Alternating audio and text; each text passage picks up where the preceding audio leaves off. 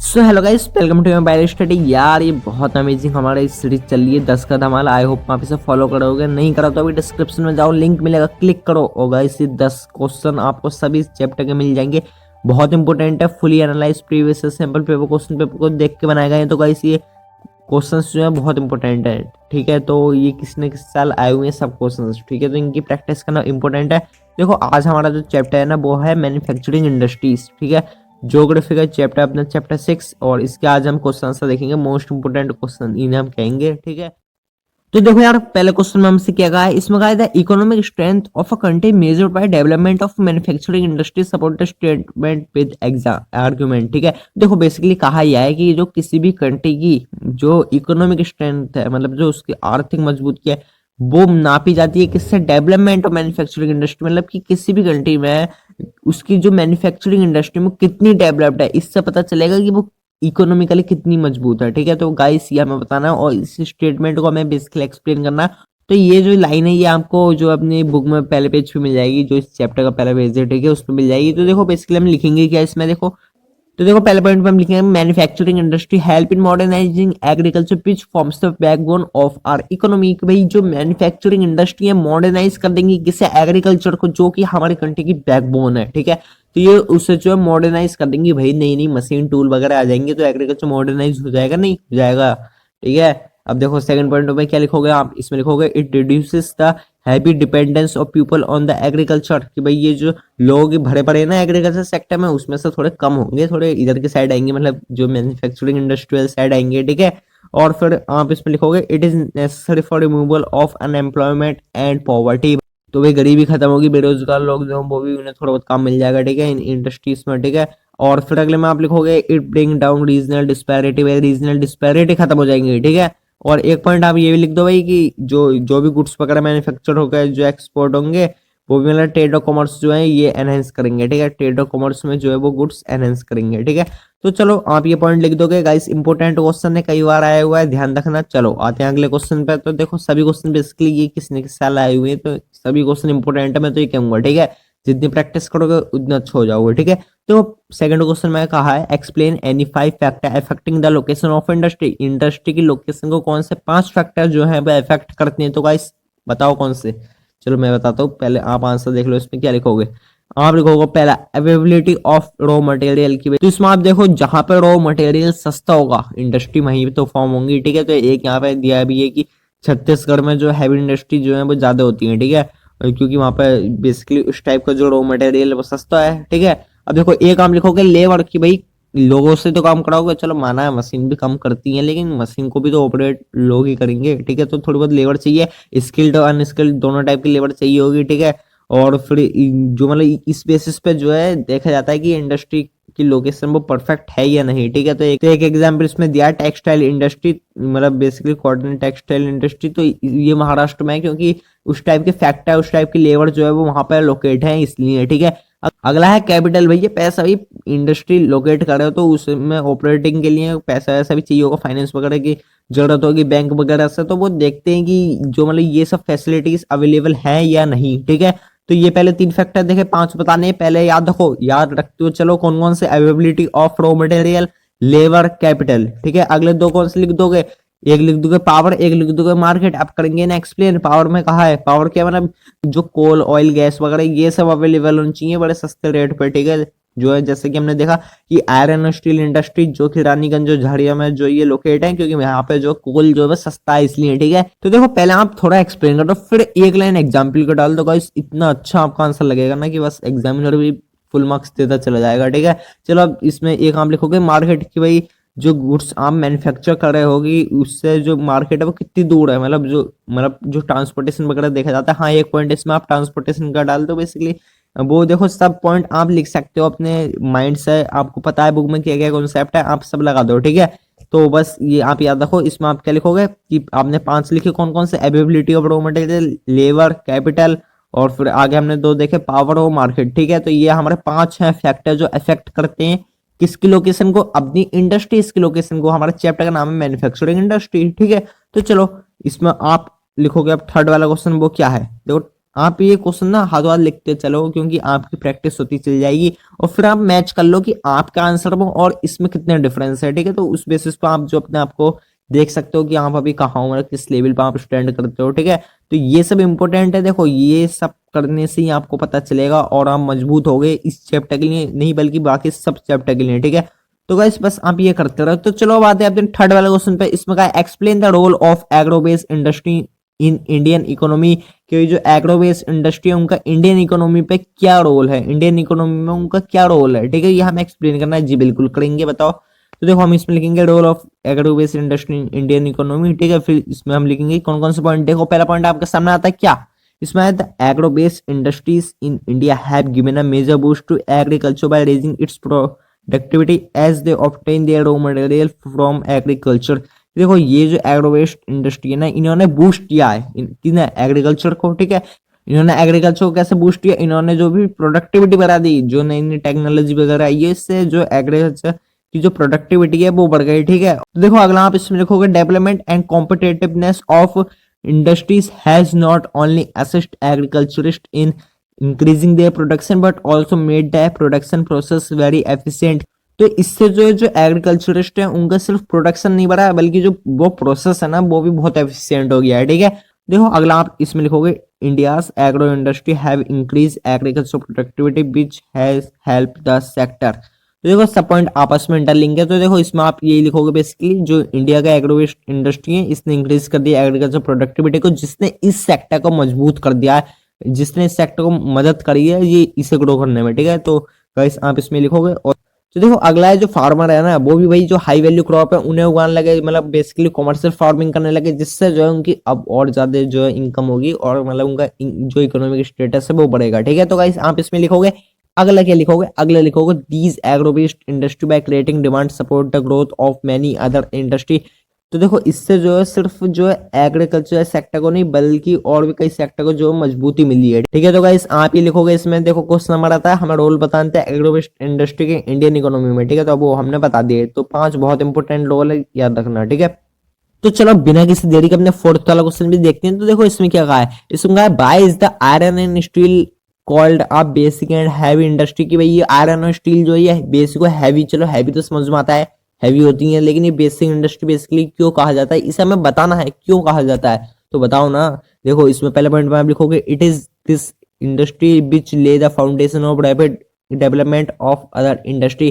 भाई basic foundation क्यों कहा जाता है, ऐसा कि ये जो मतलब जो और इंडस्ट्री है ना उनके लिए बेसिकली फाउंडेशन है, क्योंकि जब आयरन स्टील का प्रोडक्शन होगा तभी तो जो है सब चीजें बनेंगी। ठीक है, और फिर इसमें आप लिखो steel is needed to manufacture a variety of engineering goods, construction material, defence, medical, telephonic and scientific instrument.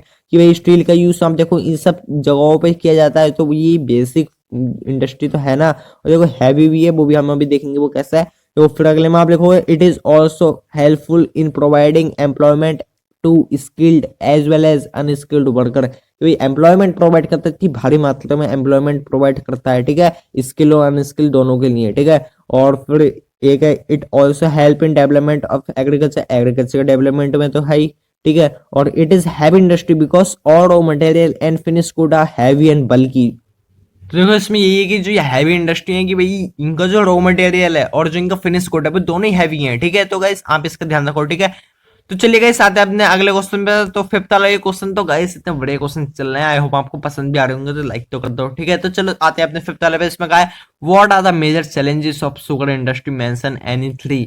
कि भाई जो शुगर इंडस्ट्री है इसके कौन से चैलेंजेस हैं और कोई से भी 3 बता दो। ठीक है, तो बेसिकली हम देखेंगे इसमें क्या क्या चैलेंजेस हैं हमें। तो देखो पहला पॉइंट है लो यील्ड ऑफ शुगर केन। तो देखो एक बात तो बता दो, जैसे ये हाईलाइट हो गए दिख रहे हैं ना आपको, ऐसे आप अपने अंडरलाइन कर दो, ये ना बॉक्स में लिख दो, तो गाइस थोड़ा अट्रैक्टिव लगता है आंसर और पढ़ने में इजी लगता है ऐसा, मतलब हमें भी तुम्हें भी और मतलब जो एग्जामिनर होगा उसे भी। तो बेसिकली जब आपने आंसर इतना अच्छा लिखा होगा तो मार्क्स तो मिलेंगे। ठीक है, तो पहला पॉइंट में यही है कि low yield of sugar cane although India has largest area under sugar cane. भाई देखो इंडिया पे बहुत सारा मतलब एरिया तो है किसका, शुगर केन का। आप देखते भी होंगे कि ये अगर यूपी वाली साइड या इनमें जो है शुगर केन मतलब भर भर के हर खेत में आपको जो है शुगर केन दिख जाएगा। ठीक है, लेकिन जो वो प्रोडक्टिविटी है ना वो बहुत कम है। ठीक है, तो आप बेसिकली इसमें ये लिखोगे कि ये देखो इसमें लिखा है ना yield per hectare is extremely low as compare to some of the major sugar producing country of the world. तो जो इंडिया में यील्ड पर सेक्टर है ना, ये बहुत कम है बाकी जो कंट्री है उनके कंपैरिजन में, ठीक है। तो अब पहला पॉइंट ये लिख दिया। अगले में देखोगे शॉर्ट क्रशिंग सीजन। जो देखो जो मैन्युफैक्चरिंग होती है शुगर की, तो ये मतलब एक शॉर्ट क्रशिंग सीजन होता है, मतलब 4 से 7 महीने का बेसिकली एक साल में होता है, ठीक है। और इससे जो जो बाकी के महीने होते हैं ना, जैसा कि भाई जो बाकी महीने रहेगा, तो उससे जो वर्कर है ना और जो मिल वाले हैं, ये मतलब इन पर कोई काम नहीं होता, फिर ये मतलब जो बाकी का टाइम है वो इनका ऐसे ही जाता है, ठीक है। तो ये एक जो है हम देख सकते हैं चैलेंज है, बिल्कुल है, ठीक है। और जो ये फाइनेंशियल प्रॉब्लम भी जो पूरी इंडस्ट्री के लिए ला सकता है, ठीक है। तो गाइस आप इसमें लिख दोगे पहला पॉइंट क्या है, लो यील्ड ऑफ शुगर केन। अगला पॉइंट क्या है, शॉर्ट क्रशिंग सीजन। एक एक पॉइंट को एकदम दिमाग में छाप लो, बहुत इजी पॉइंट है। ये चैप्टर बहुत इजी है, लेकिन बात बस यही आती है लिखने पे, आप लिखोगे कैसे, ठीक है। तो ये बात इंपॉर्टेंट है, तो बस प्रैक्टिस करो, ये तो इंप्रूव होगा जैसे जैसे आप प्रैक्टिस करोगे, ठीक है। अब देखो इसमें कहा है हाई कॉस्ट ऑफ प्रोडक्शन। भाई जो प्रोडक्शन की कॉस्ट है वो बहुत हाई है, ठीक है। तो ये भी एक चैलेंज है, ठीक है। इसमें देखो क्या लिखा है कि high cost of sugarcane, inefficient technology, uneconomic process of production, heavy excise duty result in high cost of production. की ये सब फैक्टर हैं जिनकी वजह से जो है हाई कॉस्ट है किसकी, प्रोडक्शन की। भाई इनएफिशिएंट टेक्नोलॉजी है, अनइकोनॉमिक प्रोसेस है, ठीक है, और हैवी एक्साइज ड्यूटी है, ठीक है। तो ये इंपॉर्टेंट है। और फिर एक लाइन इसमें लिखी, the production cost of sugar in India is one of the highest in the world. कि जो प्रोडक्शन की कॉस्ट है ना शुगर की, वो मतलब वन ऑफ द हाईएस्ट है इन द वर्ल्ड, इंडिया की। तो इंडिया मतलब तो बेसिकली चैलेंज तो है, ठीक है। तो गाइस ये इतने बड़े चैलेंज है। तो देखो बेसिकली इसमें 3 पूछे थे, हमने 3 बता दिए, लेकिन एक और लिख देते हैं ताकि आपको याद रहे, ठीक है। और बेसिकली आप 3 से 4 मतलब आप तो 5-6 याद करके जाओ, ठीक है। आपकी बुक में इतना सफिशिएंट कंटेंट है, आप बस याद करने की बात है, वो आप गाइस करोगे, मुझे पूरा विश्वास है, ठीक है। तो देखो आप इसमें क्या लिख दोगे, ओल्ड एंड ऑब्सोलीट मशीनरी की most of the machinery use in Indian sugar mill. कि भाई जो इंडियन जो शुगर मिल है उनमें वही पुरानी मशीनरी चल रही है, नई टेक्नोलॉजी को अडेप्ट जल्दी से करते नहीं। और ये भी जो है एक चैलेंज ला सकता है, ठीक है। और आपको पता है उत्तर प्रदेश और बिहार में बेसिकली ये जो है ज्यादा देखा जाता है, हमें शुगर के इंडस्ट्री जो है ज्यादा दिखती है, ठीक है। तो ये इंपॉर्टेंट है कि इन्हें जो है ये चेंज किया जाए और नई मशीनरी जो है इंट्रोड्यूस की जाए, ठीक है। तो गाइस ये इंपॉर्टेंट है। देखो 3 पॉइंट बेसिकली हमसे पूछते हैं क्या क्या, कि जो शुगर इंडस्ट्री में जो चैलेंज है उस पे बेस, ठीक है। तो हमने बता दिए low yield of sugar cane, short crushing season, और high cost of production, old and obsolete machinery, ठीक है। तो गाइस आई होप आपके समझ में आ गया होगा, बहुत इंपॉर्टेंट क्वेश्चन है, सबको देखते जाओ, ठीक है। अब देखो अगला आते हैं जल्दी से 6th वाला क्वेश्चन। इसमें कहा why was the cotton textile industry concentrate in the cotton growing belt in the early years, explain. देखो बेसिकली ये पूछा जो कॉटन टेक्सटाइल इंडस्ट्री थी वो मतलब उन्हीं एरिया में जो ज्यादा कॉन्सेंट्रेट क्यों थी जिनमें जो कॉटन ग्रोइंग की जाती थी, ठीक है। इसके कुछ हमें रीजन देने हैं। तो गाइस आप क्या लिखोगे, पहला अवेलेबिलिटी ऑफ रॉ मटेरियल, कि भाई रॉ मटेरियल जल्दी से मिल जाएगा, है ना, उन्हीं एरिया में जहाँ पे कॉटन ग्रो की जा रही है, ठीक है। और फिर आप लिखोगे फेवरेबल क्लाइमेट, की देखो जो ये कॉटन टेक्सटाइल इंडस्ट्री ना इसे जो है रिक्वायर्ड होती है ब्लैक सॉइल की, और जो थोड़ा रेनी सीजन होता है मतलब उसकी बेसिकली से जो है रिक्वायरमेंट होती है। तो वो फैसिलिटी जहाँ पे कॉटन ग्रो होती है वहीं पे मिल जाती है, ठीक है। तो देखो यार अगले बात है इसमें क्या है, एक्सपोर्ट फैसिलिटी। की भाई जो मुंबई में आप देखो बेसिकली ये जो आपको मैं बता दूं, ये जो कॉटन टेक्सटाइल इंडस्ट्री और जो कॉटन ग्रो ज्यादा की जाती है ना, ये महाराष्ट्र वाले गुजरात वाले रीजन में की जाती है। क्यों? क्योंकि यहाँ का क्लाइमेट ऐसा है, यहाँ का जो सीजन है वो ऐसा रहता है, मतलब जो इक्विटेबल क्लाइमेट यहाँ पर रहता है, बेसिकली नहीं ज्यादा ठंड होती है ना ज्यादा गर्मी होती है, ठीक है, इसलिए, ठीक है। तो देखो इसमें आप लिखोगे एक्सपोर्ट फैसिलिटी मिल जाती है, कि भाई जो मुंबई है वहाँ पे सी पोर्ट है, तो वहां से एक्सपोर्ट फैसिलिटी ज्यादा अच्छी मिल जाती है, और जो मतलब क्वालिटी कॉटन और जो मशीनरी रॉ मटेरियल वगैरह जो है इंपोर्ट भी की जाती है, ठीक है। और जो फिनिश प्रोडक्ट है वो एक्सपोर्ट किया जाता है। तो ये आप लिखोगे इसमें। और फिर आप इसमें क्या लिखोगे, एबिलिटी ऑफ कैपिटल, कि भाई पैसा मिल जाता है, मतलब जो आप देखोगे मुंबई को बेसिकली जो है हमारी कैपिटल सिटी भी कहा जाता है। तो आपको पता है कि जो इतनी जो large amount of capital in industry को रिक्वायरमेंट होती है वो मिल जाएगी, ठीक है। तो देखो एक बात अच्छी हुई इंडिया में, आपको लेबर की कमी नहीं पड़ेगी, भाई पॉपुलेशन ही इतनी है, ठीक है। तो ये सब है इसमें। तो देखो आप बेसिकली इसमें भी 5 पॉइंट लिख दोगे। देखो डिपेंड करता है, अभी जो आपका ये सैंपल पेपर आया था इसमें जो आपका क्वेश्चन था ज्योग्राफी का, तो वो बेसिकली 5 नंबर में था इस चैप्टर का जो था, ठीक है। तो ये डिपेंड करता है कि आपको क्वेश्चन कितने नंबर का है, आप उसमें कितने पॉइंट लिखो, ठीक है। तो इसमें हमने 5 लिख दिए। अब आते हैं गाइस अपने 7th वाले क्वेश्चन पे। इसमें कहा why is India not able to perform to her full potential in iron and steel production. तो भाई जो इंडिया है वो अपनी फुल पोटेंशियल के साथ जो प्रोडक्शन नहीं कर पा रही, किसमें, आयरन और स्टील का, ठीक है। तो 3 रीजन बताओ। तो भाई हम 3 रीजन एक्सप्लेन करते हैं, चलो बताता हूँ। देखो पहला पॉइंट आप इसमें लिखोगे high cost and limited availability of coking coal. भाई कोकिंग कोल जो है वो मतलब इतना लिमिटेड है, उसकी जो जो है भी वो इतना महंगा है, ठीक है। तो ये एक चैलेंज है। अगले में आप लिखोगे labour engage in production as low productivity. भाई जो लेबर इंगेज है इसके प्रोडक्शन में वो इतनी ज्यादा प्रोडक्टिविटी नहीं कर पा रहे हैं। और जो इलेक्ट्रिसिटी है भाई वो भी इरेगुलर सप्लाई है उसकी, ठीक है, जो कि प्रॉब्लम करता है किसमें, प्रोडक्शन प्रोसेस में। एक टेक्नोलॉजिकल डेवलपमेंट जो है वो इतना अच्छा नहीं है इन इंडस्ट्री में, ठीक है। हमें पता है भाई वो घिसी पिटी जो मशीन थी वो यूज की जा रही है, ठीक है। हालांकि सब जगह ऐसा नहीं है, बट हाँ काफी जगह है, तो ये एक चैलेंज तो है, ठीक है। और एक यहाँ पे इसमें लिखोगे resource allocation for research and development in production of steel are comparatively very less. कि भाई जो ये मतलब रिसर्च और डेवलपमेंट वाला काम है ना प्रोडक्शन प्रोसेस में, ये काफी कम है। किसमें, स्टील वाले में तो काफी कम है, ठीक है, बाकी कंपैरिजन में, ठीक है। तो गाइस आप इसमें लिखोगे, ठीक है। तो इसमें हमसे पूछा ये था कि जो इंडिया है वो अपनी फुल पोटेंशियल के साथ जो है वो क्यों मतलब काम नहीं कर पा रही, क्यों वो प्रोडक्शन नहीं कर पा रही है आयरन और स्टील इंडस्ट्री में, ठीक है। हमने बता दिया। देखो याद करो कौन कौन सा है। पहला है कोकिंग कोल लिमिटेड है, ठीक है। लेबर वो इतनी प्रोडक्टिविटी नहीं कर पा रही है। इलेक्ट्रिसिटी वो इतनी उसकी सप्लाई है नहीं, रेगुलर सप्लाई है।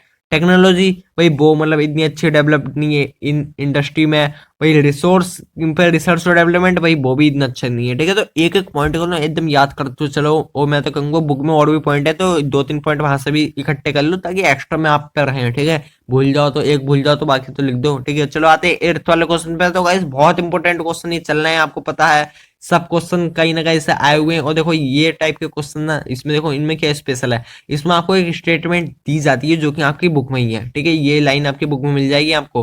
Production and consumption of steel is often regarded as index of country development, ठीक है। और फिर इसके आगे लिख देते हैं एक्सप्लेन द स्टेटमेंट या एलोबोरेट। तो ऐसे करके आप इसमें लिख देंगे, मतलब बेसिकली हमें एक्सप्लेन नहीं करना है इन लाइन को, मतलब ये लाइन कहना क्या चाहती है। और इस लाइन पे 5 नंबर का आ जाएगा। आप सोचोगे क्या लिखना है, देखो आपको कंटेंट क्या लिखना है। आपको पहले क्वेश्चन समझो। जैसे इसमें कहा है कि भाई जो कंजम्पशन प्रोडक्शन है वो मतलब स्टील का, तो मतलब उससे जो कंट्री के डेवलपमेंट के इंडेक्स है वो पता चलता है, ठीक है। तो बस हमें इसमें क्या लिखना है, देखो आप इसमें कौन सा रीजन लिखोगे। पहले लिखो जो production and consumption of iron and steel reflect the level of industrialisation and economic development of a country. कि भाई जो प्रोडक्शन और कंजम्पशन है ना आयरन और स्टील का, देखो आपको पता है आयरन और स्टील हमें बाकी इंडस्ट्री में भी कितना ज्यादा सपोर्ट करती है, ठीक है। तो बस ये देखो अगला पॉइंट आप इसमें ये लिखोगे all other industry depend on it. किसके लिए, मशीनरी के लिए, बाकी सारा रॉ मटेरियल के लिए। भाई जो चीजें जो आयरन और स्टील जब बनेगा प्रोडक्शन होगा तभी तो जो ब्रिज डैम वगैरह ये सब बनेंगे, ठीक है। तो आप इसमें लिखोगे। और जो पहला पॉइंट आ रहा था कि भाई ये इकोनॉमिक डेवलपमेंट पे जो है कंट्री के जो है सपोर्ट करती है, ठीक है। ठीक है तो गाइस आप इसमें 2 पॉइंट लिखोगे। और फिर देखो अगले पॉइंट में क्या लिखोगे, vehicle carry goods from one place to another are also made up of steel. कि भाई जो व्हीकल है जो एक प्लेस से दूसरे प्लेस पे सामान पहुंचाते हैं भाई वो भी तो स्टील के बने हुए होते हैं, ठीक है। तो ये इंपॉर्टेंट है। और फिर इसमें लिखोगे steel is required to manufacture a variety of consumer good like bicycle, fan, furniture, tractor. क्योंकि आप देखो स्टील इतनी जगह यूज किया जाता है तो कंट्री के डेवलपमेंट मतलब जो स्टील में कितनी स्टील इंडस्ट्री जो डेवलप्ड है उससे पता चलेगा कंट्री कितनी डेवलप्ड है, क्योंकि सब चीजें आपस में इंटरलिंक है। जब भाई स्टील प्रोड्यूस होगा अच्छे से स्टील प्रोड्यूस होगा तभी तो ये बाईसाइकिल, फैन, फर्नीचर, ट्रैक्टर और जो ये आपको बाकी सब चीजें ही मिलेंगी, व्हीकल जितने भी है, ठीक है। तो बस ये इंपॉर्टेंट है। और फिर लास्ट टाइम क्या लिखोगे, it is basic unit of economy, all building and infrastructure are constructed using iron and steel. कि भाई ये बेसिक यूनिट है इकोनॉमी की, वही जितनी भी बिल्डिंग और जो कंस्ट्रक्शन है वो भी तो स्टील में किया जाता है, आयरन स्टील की रिक्वायरमेंट होती है।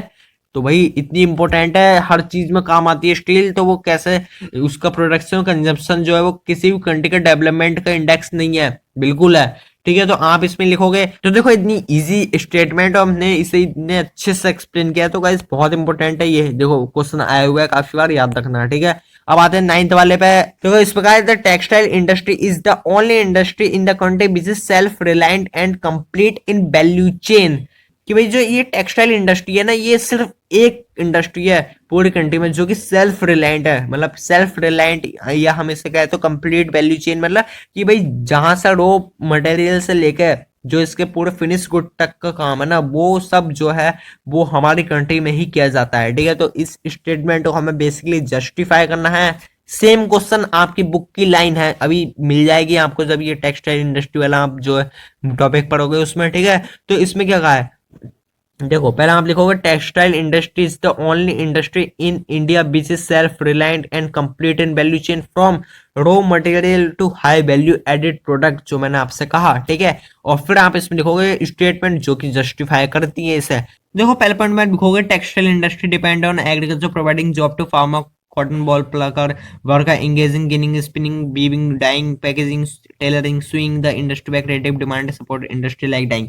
तो इसमें बेसिकली यही कहा है कि जो टेक्सटाइल इंडस्ट्री है डिपेंडेंट है किस पे, एग्रीकल्चर पे, प्रोवाइड करती है जॉब किसे, फार्मर को, कॉटन बॉल प्लकर को, वर्कर्स को, जो कि किन किन प्रोसेस में इन्वॉल्व है, ginning spinning weaving dyeing packaging tailoring swing, ये सब प्रोसेस है किसके, टेक्सटाइल इंडस्ट्री के, ठीक है। तो आप इसमें लिखोगे और फिर अगले में आप इसमें लिखोगे कि it contribute significantly to industrial production, India has world class production in spinning and capable of using all fibre that are produce, कि भाई ये जो है कंट्रीब्यूट करता है इंडस्ट्रियल का प्रोडक्शन में, ठीक है। और इंडिया पे वर्ल्ड क्लास प्रोडक्शन है किसका, स्पिनिंग का, ठीक है। और ये जितने भी जो फाइबर है ये सब प्रोड्यूस करता है, ठीक है। तो आप लिखोगे इसमें रॉ मटेरियल से लेकर फिनिश गुड तक जितना भी प्रोसेस होता है, जितना भी काम होता है, जितनी भी चीजें रिक्वायरमेंट होती है वो सब इंडिया पे है, ठीक है। तो कितनी अच्छी बात है। अब देखो इसमें अगले में लिखोगे textile industry as major foreign exchange earner with the increase in foreign trade across the world, कि जो टेक्सटाइल इंडस्ट्री है फॉरेन एक्सचेंज लाती है, तो भाई दूसरी कंट्री में एक्सपोर्ट किया जाता है सामान, तो भाई वहां से भी फॉरेन ट्रेड होता है, ठीक है। और भाई जीडीपी में तो ये सहयोग करेगी, ठीक है। तो गाइस इतने इंपॉर्टेंट पॉइंट है। अच्छा क्वेश्चन है। टेक्सटाइल इंडस्ट्री सेल्फ रिलायंट कैसे, हमने देखा कि जो ये टेक्सटाइल इंडस्ट्री है मतलब जो जितने सब प्रोसेस कॉटन बॉल प्लकर वगैरह इन सब में जो है ये जॉब प्रोवाइड करती है, ठीक है। और ये सब प्रोसेस हमारी कंट्री में है, ठीक है। और ये जो प्रोडक्शन है ना स्पिनिंग का, ये वर्ल्ड क्लास प्रोडक्शन है हमारी कंट्री में। और जितने भी फाइबर यूज किए जाते हैं वो भी हम पे हैं, वो भी हम प्रोड्यूस करते हैं, ठीक है। तो सब चीजें हम प्रोड्यूस करते हैं, हम मतलब पैकेजिंग वगैरह ये जितने भी काम है ये सब हम कर लेते हैं, ठीक है। तो बिल्कुल जो जितना भी एक रॉ मटेरियल्स है, जो एक फिनिश गुड तक का काम है वो सब हो जाता है। तो सेल्फ रिलायंट है, नहीं है, बिल्कुल है। और भाई जीडीपी में तो इसका जो सहयोग है, इसका जो कंट्रीब्यूशन है वो तो है ही, ठीक है। आप इसमें लिखोगे। तो गाइस अब आता है अपने लास्ट एंड फाइनल क्वेश्चन पे। देखो इसमें हमसे क्या कहा है, इसमें कहा है जो एनवायरमेंटल डिग्रेडेशन है वो सब जगह है, ठीक है। तो हम उसे कैसे जो है उसे प्रिवेंट कर सकते हैं, तो हमें बेसिकली 3 प्रिवेंशन बताने हैं, ठीक है। देखो इंडस्ट्री लगी है, ठीक है, अच्छी बात है, सब चीजों में मदद करेंगे और भी सेक्टर को इम्प्रूव करेंगे, जीडीपी में कंट्रीब्यूशन है। लेकिन भाई वहीं जब हम देखें ना, एक तरफ तो चलो ये प्रॉस हो गए, अब अगर हम इसके कॉन्स की तरफ देखें, मतलब जो मतलब ये एनवायरनमेंट को हार्म करती है, तो उसके लिए भी तो भाई हमें कुछ जो है मेजर्स लेने पड़ेंगे, कुछ स्टेप्स हमें लेने पड़ेंगे, ठीक है। तो पहले हम लिखेंगे प्रॉपर वाटर मैनेजमेंट। देखो stress on recycling on reuse of water and proper treatment of discharge water, जितने भी जो पानी वगैरह वेस्ट वगैरह जो ये जाता है, इसका अगर प्रॉपर मैनेजमेंट हो जाए तो वो अच्छा है, ठीक है। और एक कंट्रोल एयर पॉल्यूशन जितना कम हो सके। तो ये कैसे को भाई इंस्टॉल कर दो इलेक्ट्रोस्टैटिक प्रेसिपिटेटर, फैब्रिक फिल्टर वगैरह फैक्ट्री में, ठीक है। और जो मतलब जो कोल यूज किया जाता है उसकी जगह जो ऑयल और गैस वगैरह ये सब यूज किया जाए, तो गाइस इससे जो है हम जो एयर पॉल्यूशन है उसे कम कर सकते हैं, उसे कंट्रोल कर सकते हैं, ठीक है। और फिर अगले में लिखोगे भाई लोगों को अवेयरनेस करो, लोगों में एजुकेट करो, लोगों को बताओ कि जो जितने भी जो प्रॉपर मैनेजमेंट करें वो सॉलिड वेस्ट का, ठीक है। तो ये सब जो जितना भी जो बायोडिग्रेडेबल और नॉन बायोडिग्रेडेबल बेस है इस सबको अच्छे से अगर डिस्पोज किया जाए, और जो नॉन बायोडिग्रेडेबल बेस्ड है उसे मतलब रिसाइकल और यूज किया जाए, तो गाइस मतलब कितना अच्छा होगा, ठीक है। तो ये सब हमने देखा, इसमें हमने कुछ जो मेजर्स देखे जो हमें लेने चाहिए, कुछ स्टेप देखे, क्या, proper water management, control of air pollution और educate people for proper management of solid waste, ठीक है। तो गाइस ये हमने देखा, इंपोर्टेंट क्वेश्चन था, याद रख लो इस पे क्या हमें लिखना है, ठीक है। तो गाइस इसी के साथ हमें 10 के 10 क्वेश्चन कंप्लीट हो गए। बहुत इंपॉर्टेंट क्वेश्चन थे, इनका ध्यान रखना। आज हमने देखा अपने मैन्युफैक्चरिंग इंडस्ट्री के 10 इंपॉर्टेंट क्वेश्चन है, बाकी चैप्टर के ऐसे ही क्वेश्चन गाइस आ चुके, आपने नहीं देखे तो अभी डिस्क्रिप्शन में जाओ, लिंक है, क्लिक करो, बहुत वैल्यूएबल वीडियोस है वो, ठीक है।